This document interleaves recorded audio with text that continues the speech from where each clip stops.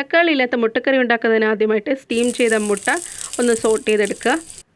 അതേ എണ്ണയിലേക്ക് നമുക്ക് 1 ടീസ്പൂൺ ജീരകം, ചതച്ച് വെച്ച ഇഞ്ചി, വെളുത്തുള്ളി, പച്ചമുളക്, 4-5 അല്ലി വെളുത്തുള്ളി, ഒരു ചെറിയ കഷ്ണം ഇഞ്ചി, 2 പച്ചമുളക്, കറിവേപ്പില എന്നിവയിട്ട് പച്ചമണം മാറുന്നവരെ ഇളക്കി കൊടുക്കുക.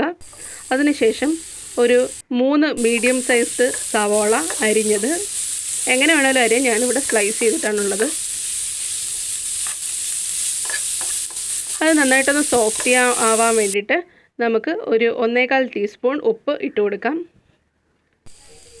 ഒരു ബ്രൗണിഷ് കളർ ആകുമ്പോഴത്തേക്കും അതിലേക്ക് 1/2 ടീസ്പൂൺ കാശ്മീരി ചില്ലിപ്പൊടി, 1 ടീസ്പൂൺ കൊറിയാണ്ടർ പൗഡർ, 1/4 ടീസ്പൂൺ മഞ്ഞൾപ്പൊടി, 1/2 ടീസ്പൂൺ ഗരം മസാല, ഒരു 100 ml ചൂടുവെള്ളം എന്നിവ ഒഴിച്ചു കൊടുക്കുക. വെള്ളം ഒന്ന് വറ്റി വരുമ്പോഴത്തേക്കും നമുക്ക് മാറ്റി വെച്ച മുട്ടയും കൂടെ ഇട്ട് നന്നായിട്ട് അതിനെ ഒന്ന് മിക്സ് ചെയ്ത് വെക്കാം. അതിനുശേഷം ഈ മസാല എല്ലാം കൂടെ നമുക്ക് ഈ മുട്ട നടുക്ക് വെച്ച് മസാല അതിലേക്ക് മൂടിക്കൊടുക്കാം.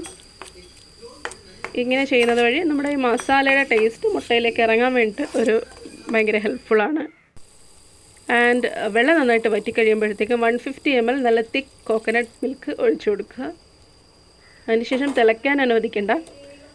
ഇതൊന്ന് മസാലയൊക്കെ നന്നായിട്ട് ഫുള്ള് മിക്സായി അതിനുശേഷം ഒന്ന് കാരമലൈസ് ആവുന്ന ഒരവസ്ഥയുണ്ട്. അതായത് ഓയിൽ തെളിഞ്ഞു വരുന്ന ഒരു സമയമുണ്ട്. ആ സമയത്ത് നമുക്ക് കുക്കിംഗ് സ്റ്റോപ്പ് ചെയ്യാം.